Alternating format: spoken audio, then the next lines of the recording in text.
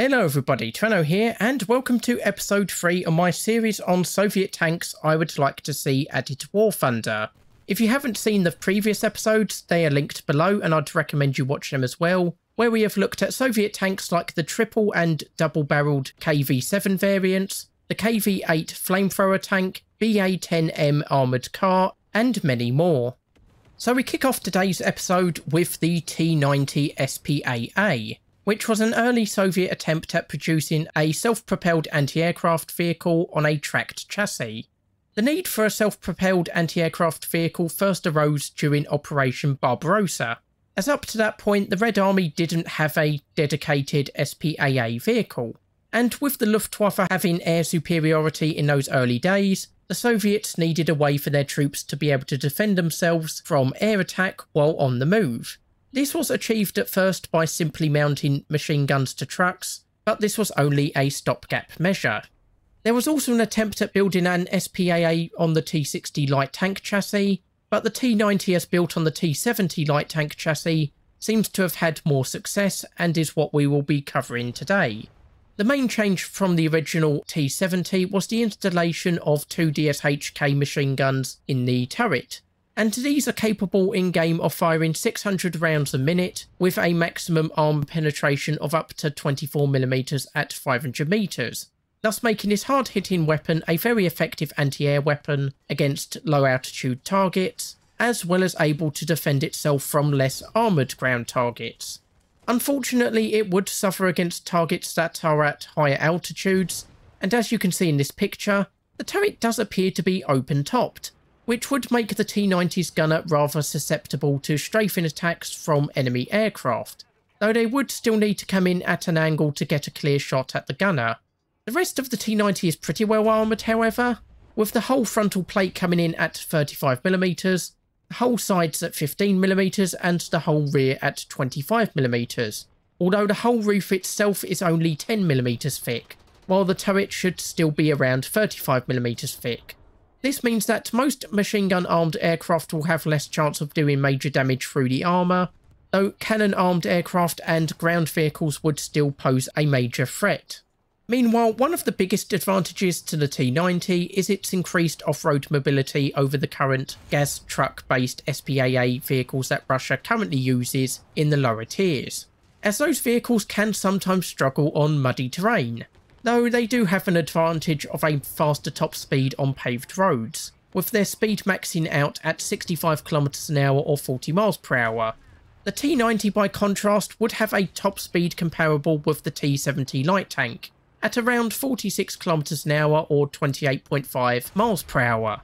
though as mentioned it would do far better when travelling over cross-country terrain, as well as being able to pivot on the spot, which can be used to speed up horizontal targeting for the turret. Another downside is the low crew complement, with the T-90 having only a 2-man crew, consisting of a driver in the hull and the gunner in the turret, meaning like with the earlier gas truck SPAA, it would require the loss of only one crew member to knock out the T-90, while even minor injuries to one of the crew will heavily impact their crew skills and limit the vehicle's overall effectiveness. However, this is offset by the fact they are in an armoured vehicle, making it much harder for them to be knocked out or injured in the first place, as opposed to the crew on the gas truck-based SPAA, which can be knocked out by even light machine gun fire, which is of course something the T-90's crew would be all but immune to, hole in the turret roof aside. Ultimately, the T-90 was not chosen to go into production, primarily due to its armament, which was only effective at low ranges and low altitudes, with the 37mm armed ZSU-37 instead chosen to go into production, though this wouldn't happen until 1944, so maybe having the slightly less effective T-90 go into production as a stopgap measure might have been a wiser choice. But of course the T-90 could still find a place in War Thunder, filling in the gap between the GAZ AAA DSHK and the GAZ MM72K, where I would place it at a battle rating of 1.3 or 1.7.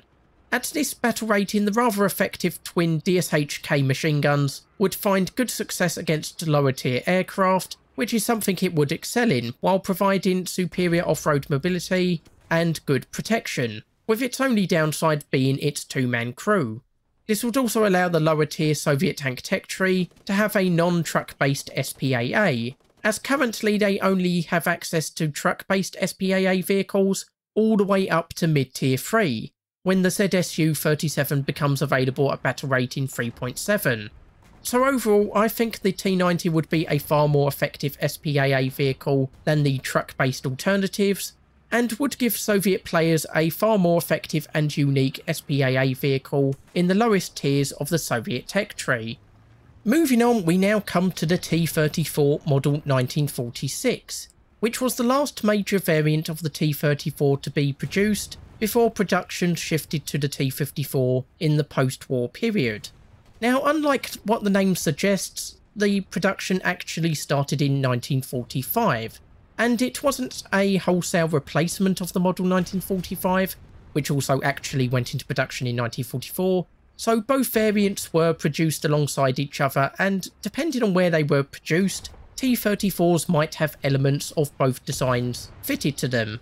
The Model 1946 carried on many of the design elements from the Model 1945, which I covered in episode 2, namely the use of a powered traverse system for the turret, the introduction of smoke canisters carried at the rear of the hull, an enlarged commander cupola with a one-piece hatch over the original two-piece hatch, and many other minor modifications. Now, due to only modest improvements being made to the Model 1946, it would retain the same armament, armour and crew complement as the already in-game T-34-85, but due to being a later tank, I would propose giving it access to more advanced ammunition like that found on the T-44. For example, the BR-367 APC-BC round and the BR-367P APCR round. Both of these rounds have a higher penetration than that of the earlier T-34-85's shells, with the BR-367 APC-BC shell having a maximum penetration of 154mm at 500m,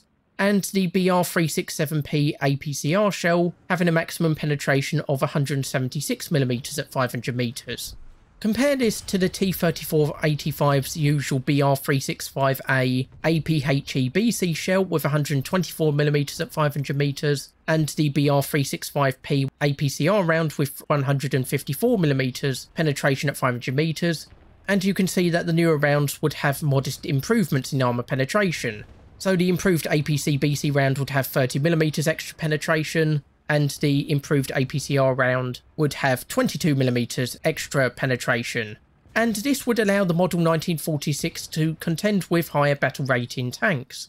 The only downside to the new shells is that the new BR-367 APC-BC shell only has a TNT equivalent explosive filler of 67.7 grams, which is less than on the older shells. But some players might prefer to have the extra penetration so that they can at least do some damage against more heavily armoured tanks. The Model 1946 did also introduce a few new elements, for example the new V234M engine, which was a modest improvement over the existing V234 engine, though unfortunately my main sources don't seem to touch on the specifics of the improvements. Some online sources have mentioned it providing an extra 10 or 20 horsepower, which might slightly improve acceleration but would leave the max speed broadly the same at around 55 km an hour or 34 miles per hour. It also retained the beneficial changes brought in with the Model 1945, namely the MDSH smoke canisters that would be carried at the rear of the tank,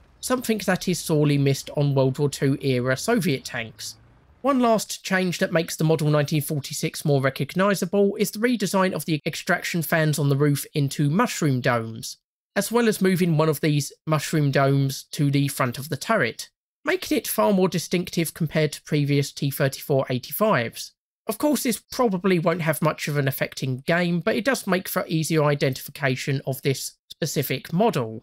So as the last T-34 variant to go into production in the Soviet Union, the Model 1946 didn't get too much time to shine, quickly being phased out by the more advanced T-54, though some would serve in the Korean War and for Soviet client and Allied states. But how would the Model 1946 perform in War Thunder?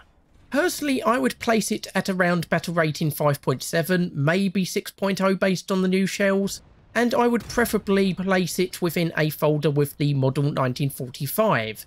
As I mentioned in my last episode, I think we should have the current T-34-85 split into an early 1944 variant without the powered traverse, and a later 1944 variant with it, possibly in a folder, and then the model 1945 and model 1946 together also in a folder. By adding the model 1946, we would get a tank that would represent the pinnacle of the war-era T-34s, while also improving its effectiveness by giving it access to far greater ammunition types that allow it to take on tougher enemies that otherwise would probably be too tough for a regular T-34-85 to take on. It would also potentially partially fill the gap between the current T-34-85 at 5.7 and the T-44 at 6.7. which represents a massive jump for players going down the Soviet tank tech tree that might catch more inexperienced players off guard.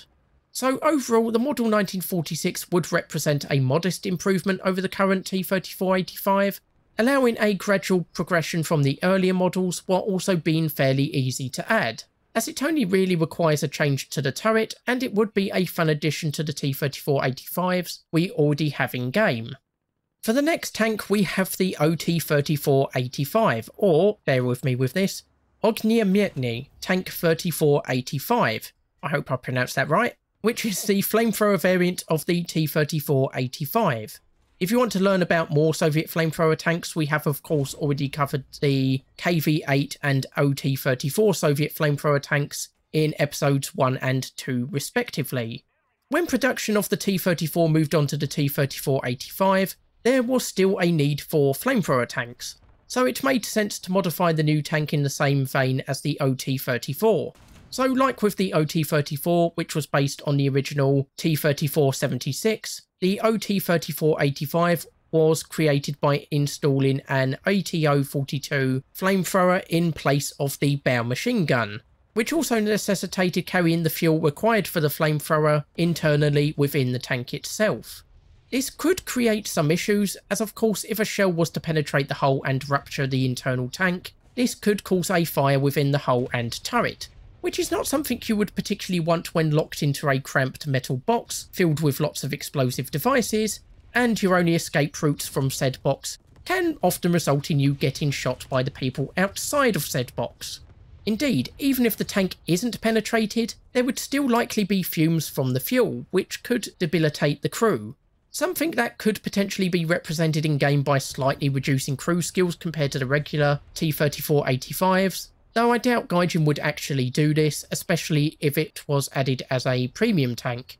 As for how the flamethrower would perform in game, it could fire 24 to 30 bursts depending on the length of the burst, and would have a range of 90 to 120 meters, which is a decent attack range and decent amount of bursts that can be used, and it would be a good increase in firepower against unarmoured vehicles, especially since the bow machine gun on regular T-34s is currently unusable. I've also seen references to the main ammunition load and crew complement being reduced to accommodate the flamethrower and accompanying fuel tank, which, assuming the lost crew member is the loader, will obviously reduce the combat effectiveness of this tank, which could necessitate a lower battle rating when added. With regards to the rest of the stats, it retains the same 85mm gun as on the regular T-34-85, as well as the same speed and armour, making this a perfect choice to be introduced to the Soviet tank tech tree, as it will take relatively little effort to introduce it to War Thunder compared to some of the other choices, while the other easy choice, the TO-55, has already been introduced to War Thunder in the Sons of Attila update. As for how it will be added, I suspect it will be added as an event or premium tank, though potentially it could be folded with the regular T-34-85, possibly at battle rating 5.7 or 5.3, depending on how many crew members there actually will be, and it would make a rather unique tank in the Soviet tech tree. Unfortunately, while it would be an interesting tank, I suspect it would at best play identically to the regular T-34-85, and due to the potential reduction in crew, will probably play a little bit worse, which could make this tank an unpopular choice to take into battle other than as a gimmick, as the flamethrower will be useless against most armoured targets, only really being good for blinding enemies or attracting lots of attention to yourself and away from teammates. But it still remains one of the best ways for the Soviet tank tech tree to get a flamethrower tank in the lower tiers, so hopefully Gaijin will see fit to carry out work on adding this important Soviet tank. So, having looked at these Soviet tanks, I'd like to hear your opinions on them, and what other Soviet tanks you think should be added to War Thunder. I look forward to reading your comments below. So, I hope you've enjoyed the episode, hopefully you'll join me for the next one. I've been Terreno, and I'll see you next time.